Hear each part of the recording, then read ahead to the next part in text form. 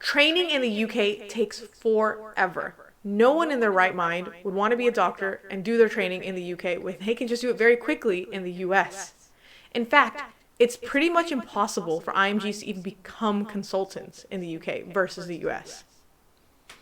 Now, how many times have you heard this? How many forums, Facebook groups, or what have you read this on? That people are saying, do you know what, guys? Don't even think about the UK. So let's break down in today's video if any of that is even true.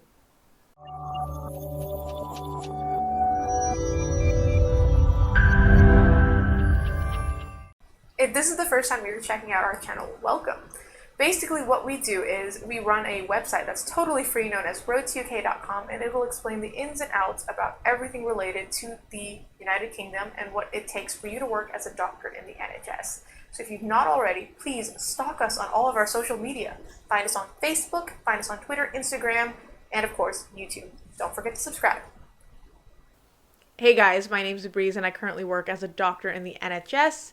And today's video, we're going to cover the following topics. First, we're going to talk about how to get into residency in the US and the UK, basically their overall structure. We're going to talk about the length of time it'll take you to complete these residency programs and the cost of you applying for these programs. So let's break it down. First, if we think about the actual structure of the residency programs and how you enter into these training programs in both countries. So let's look at the comparison of the training structures of the United Kingdom and the United States. All right, so in the UK, what do we got, guys? First, what you have to get is your GMC registration. This registration will be either full or provisional. With full registration, what does that avail you? It gives you the ability to go ahead and apply for jobs in the NHS, and you can be working as a doctor. This can be as a training or a non-training doctor. But with provisional registration, because you've not completed an acceptable pattern of internship, you must go through the UKFP or foundation training. In comparison, in the United States, you get ECFMG certification upon completion of your USMLE exams. This ECFMG certification will not let you do anything until you apply for the match. This match is what allocates you into your appropriate and designated residency program. And in order to make sure you get into that residency program, you're going to be doing some observerships. You're going to do some publications, some letters of recommendation, because of course, guys, you want to make sure you have the strongest application put forth in order to proceed. Now, again, to delve into it a little bit further, in the United Kingdom, what you're looking at is a core training and a run-through training. The core training is uncoupled, which means that there's going to be a core level where you are a resident, and then after that, you enter into a higher specialty training where you are a fellow. But in run-through training, from day one to the very end, you are in the same program. Now, where there may be little variations is that certain programs have you doing a run-through and certain programs have you doing core training and then higher specialty training. In the United States, you have the residency program, as we've mentioned before. This residency program can, of course, end at residency, or you have the option then to proceed on to a fellowship, and this fellowship would be the equivalent of your higher specialty training in the UK. Now, at the very end of the line in the UK, you get GMC Specialist or GP registration. This means, hey, fantastic, congratulations, you've completed everything and you are competent as a general practitioner or as a specialist to be a consultant in the United Kingdom. And in the US, what you're looking at is board certification and state licensing. Now, what you have to remember is, in the United Kingdom, with this GMC Specialist or GP registration, you can travel and live in any part of the UK without any problem. There are no further exams or any sort of certifications or licensing that you need to do further to this in order to practice in that area. So what I mean by this is, let's say you complete all of your training in Southwest England, and then you decide to be a consultant or to be a GP in Scotland. You know what? You can just get up and go and do that. You don't need to worry about getting a specific state licensing or board certification in that state or in that area, unlike in the United States, where not only is there board certification and state licensing particular to certain states, there may be extra exams or extra things that you have to get out of the way in the US dependent on the state. So moving from state to state is not an easy process like it is in the United Kingdom. So, what does the end of the line look like? When you're looking at the US, what you are basically seeing is you're spending a lot of money getting your clinical experience, getting those observerships. The match process itself is pretty expensive. Why, guys? Well, first of all, you have to pay. You're paying to apply, you're paying for the ERAS token, you're paying for the NRMP, you're applying to a multitude of programs which have a fee for each application you put forth. And of course, you then have to, once you're shortlisted or told, yes, you've been, we're calling you back for an interview, you've got to go to those places. So that's another cost associated.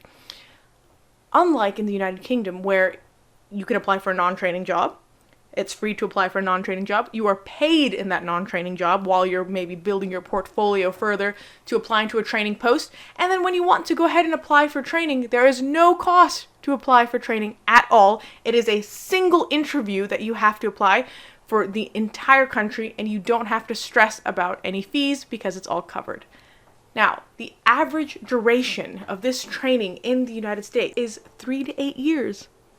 And I'm sure many of you will be surprised to know the average duration in the United Kingdom is also 3 to 8 years. And I'm sure you're like, Ibreez, how is this possible? But we'll talk about how all of this is possible. The important thing to remember, though, is the average durations for both countries are 3 to 8 years. Now, if you are an individual who has not completed an acceptable pattern of internship in your home country or elsewhere, or whatever internship you have completed is not accepted by the General Medical Council, you are eligible for provisional registration, which means you can then apply for the United Kingdom Foundation Program, which is internship in the UK. More information about the UKFP is part of our playlist that I have linked above and below, so you guys can check that out. But basically, it is not a prerequisite for international medical graduates to go through the UKFP. If you have completed an acceptable pattern of internship outside of the UK, you get a full GMC registration and you do not need to do the United Kingdom Foundation Program. The UKFP is a 2-year-long rotational program, which means that for those 2 years, you will go through a variety of specialities. It's not just medicine, not just surgery, etc., etc. You can have somebody going through, acute medicine, trauma and orthopedics, pediatrics, and obs and gynae, and so on and so forth for the duration of those 2 years, typically 4 months per rotation. This is so the individual basically gets a foundation, that's why it's called the foundation program, and they get insight into different specialities that they can then use to think about, what should I apply later on to for core or speciality training?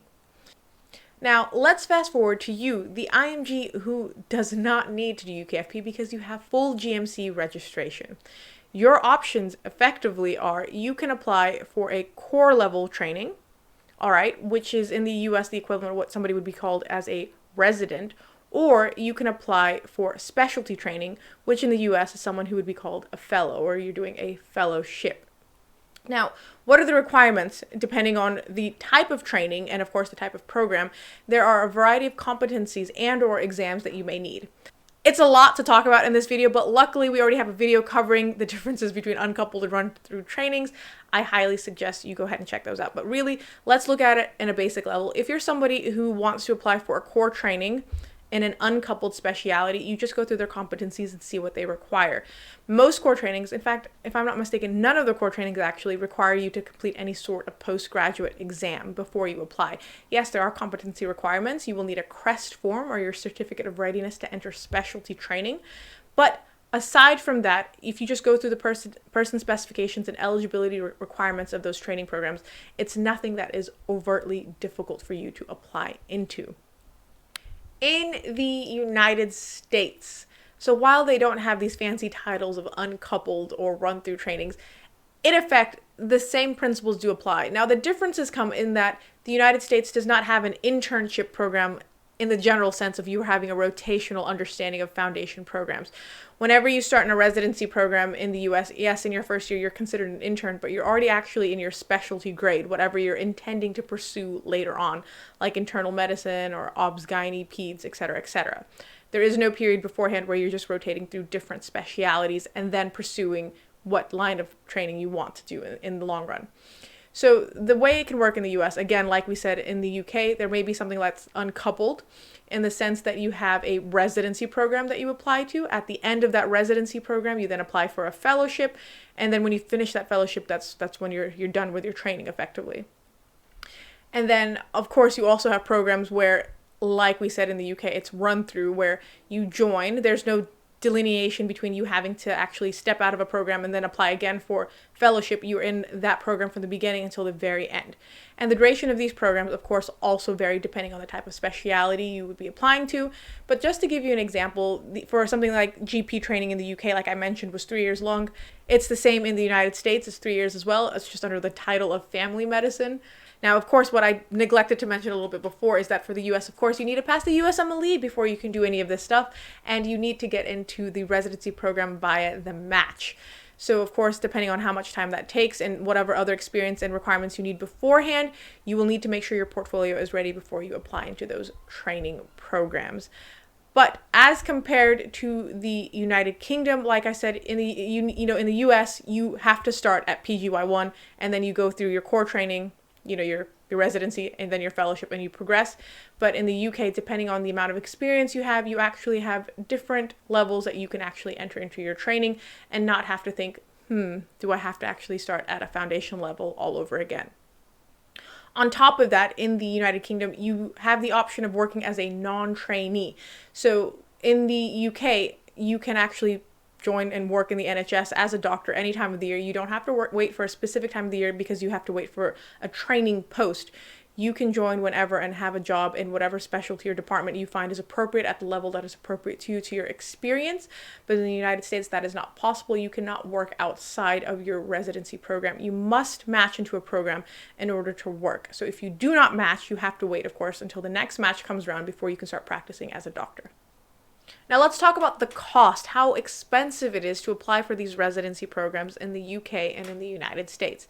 In the United Kingdom, the cost of your training application is nothing. You don't pay a single penny to apply for your training at all. At all, guys. In fact, depending on where you have to go for your interview and everything like that, they will reimburse you the cost of your travel.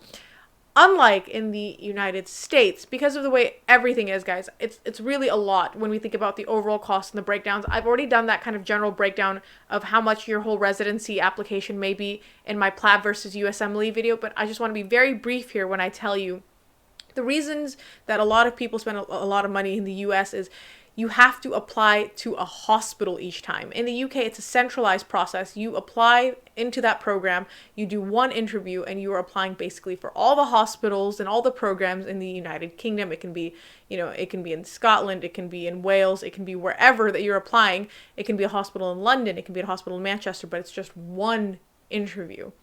Unlike that, in the US, you actually are applying directly towards each hospital. You're paying for each application that you're sending to each hospital, and you're interviewing once they call you back if you have been shortlisted for an interview to each hospital. So those are a lot of interviews depending on how many you actually hear back from, and you will have to obviously travel there for those interviews. So the biggest thing I think a lot of people do not take into consideration is that type of cost. It's all well and good, you've completed all the exams and you've gotten the registration and everything like that, but it means very little if you then cannot progress further. I think a lot of times individuals also don't really think about, well, all right, sure, I've gone ahead and I've applied for these programs, but what is my guarantee in getting into that specialty? If you don't get into, the program that you're trying to apply for in the UK, that's okay. You've got registration. You can work as a non-training doctor, build up your application, and apply again the next year. In the United States, however, that is not a possibility. You cannot work without the match. So if you're not somebody with already a settled visa status in the United States, you're basically going to have to go back to your home country or come back to the US on another type of visa and try and do research opportunities or anything else to build up your portfolio. But effectively, you'd be spending another year and spending money during that time to work towards building a better portfolio to apply for the match. Whereas in the UK during that time, you would be paid as a doctor and you could still be working towards bettering your portfolio. All right, so I talked about cost in terms of money, but now let's talk about cost in terms of time. How much time are you dedicating to these pathways? Because I think it's really important that when you're thinking about how long it takes you to become a consultant or to become an attending, you should also be taking into consideration the amount of time it took you to actually get into that program, because it is part of it. It's not just that time clock starts right when you get into the program. Of course not. It's the entire journey. I think the easiest way for me to explain this is if we were to think about, all right, hypothetically, we've got a medical student who has decided to pursue the USMLE. So if we say, all right, fine, this person has has the time and the financial ability to go ahead and take USMLE during their medical school, and let's say within a year of their completing their medical school, they have completed all the required steps of the USMLE to apply for residency. So they have 1 year of medical school done, and let's say then they spend the rest of that time after they have completed the exam to work towards getting letters of recommendations, getting research and publications, coming to the United States and doing observerships and other forms of overseas clinical experience. And let's say if they are a graduate that finishes in May and they've been really good about everything and they've got everything lined up so that they can apply for that year's September match. And let's say, of course, that they do get the match in one go. They would be looking to start in training that next year summer. So effectively, they've got 2 years since they've graduated from med school and then they've started into a residency program. And let's say that that residency program that they wanted to pursue was for family medicine. So that's 3 years. So basically, it took that individual 5 years to become a family medicine doctor, or basically a PCP, a primary care physician in the United States. Now let's look at their UK counterpart who wants to apply for the same type of training in the United Kingdom. So this individual, of course, need to do an acceptable pattern of internship. So during their internship, they can go ahead and complete their IELTS or OET and do PLAB 1. Some people do complete PLAB 2 during internship, but let's say this individual does not.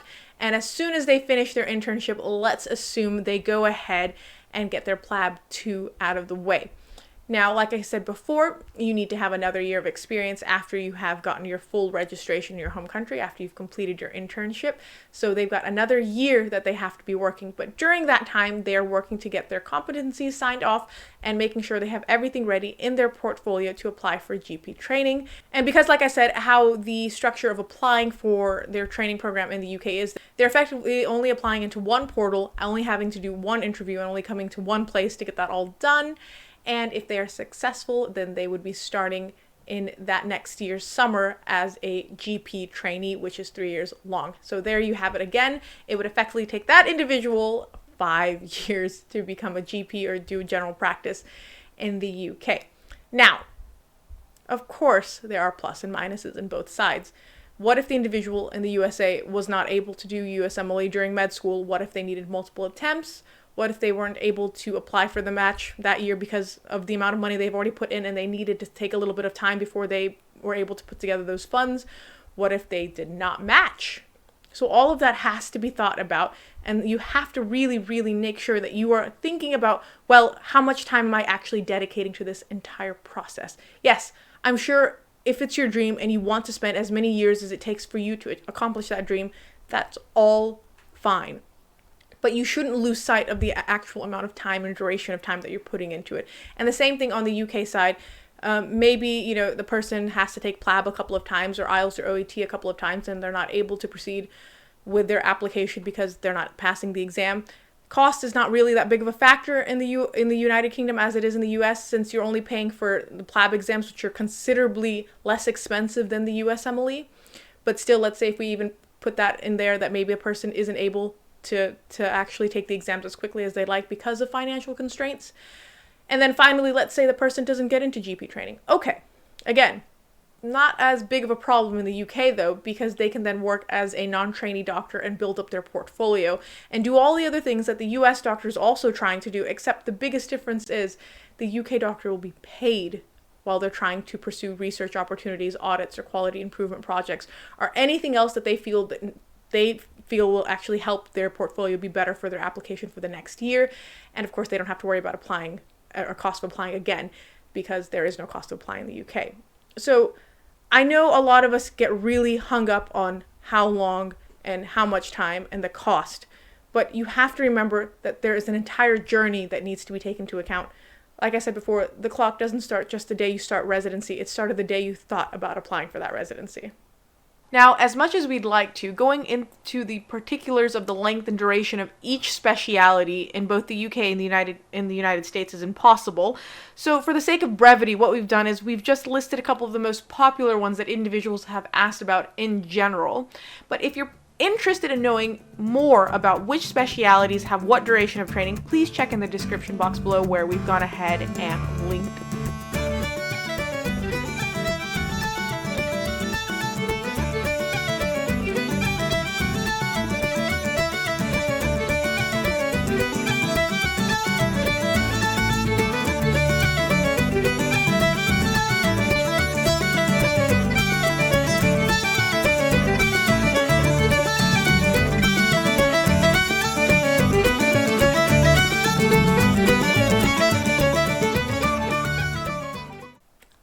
wrap up this video with another aspect that I feel IMGs sometimes overlook, and that's the difficulty in applying.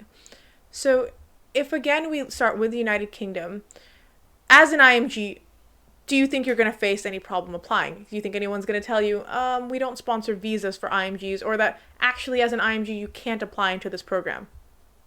You will not.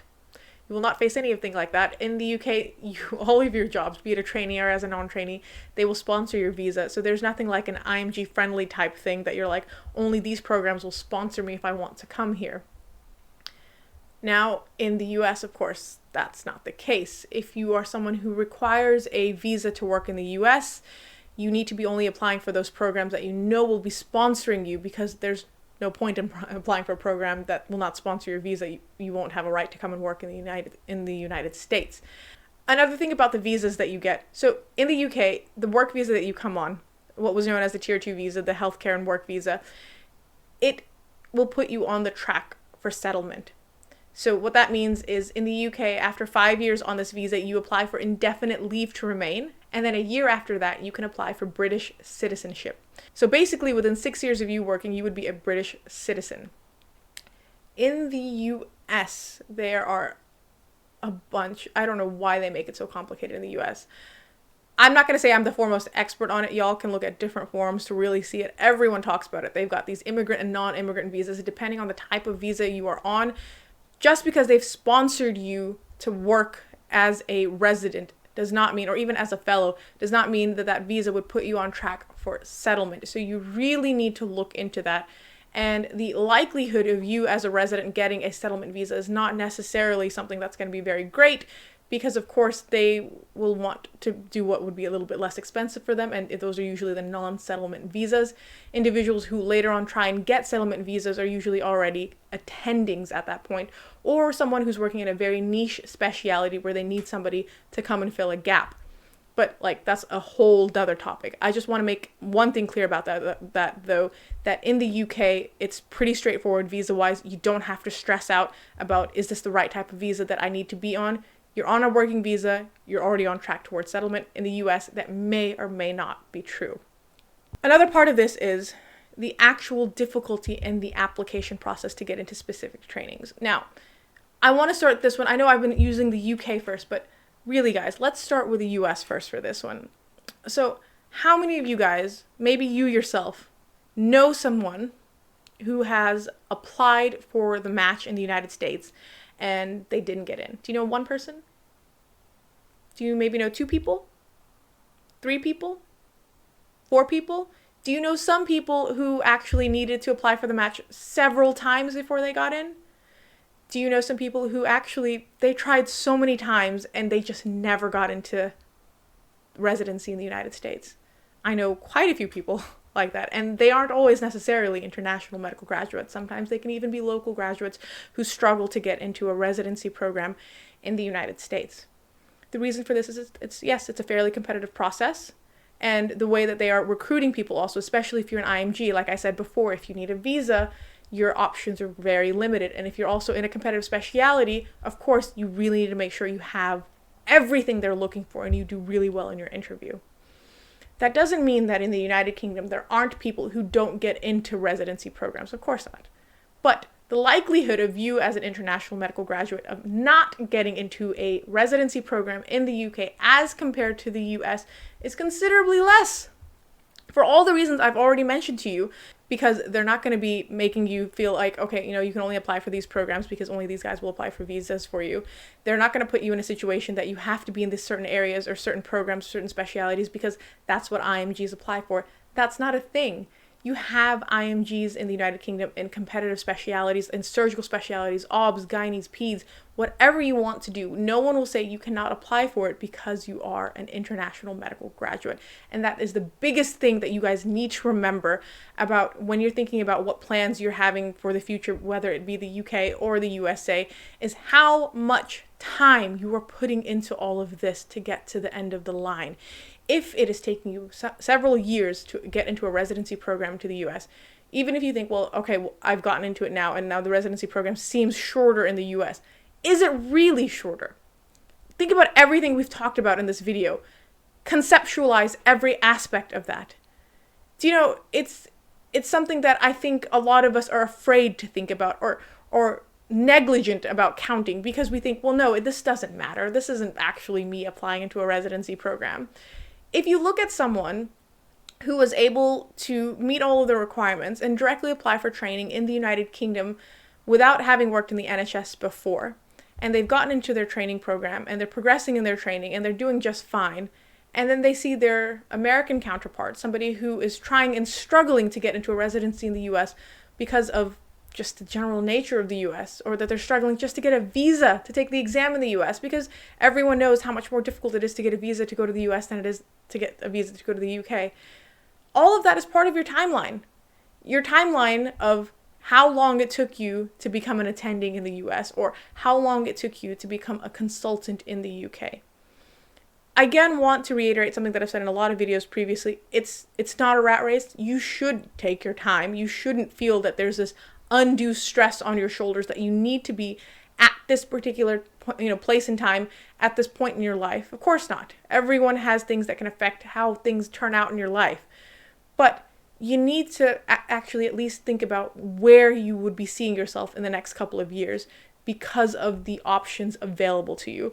And I wholeheartedly believe that the options available for individuals who want to pursue the UK are much more flexible, much more relaxed, and much more accessible in the UK than they are in the United States.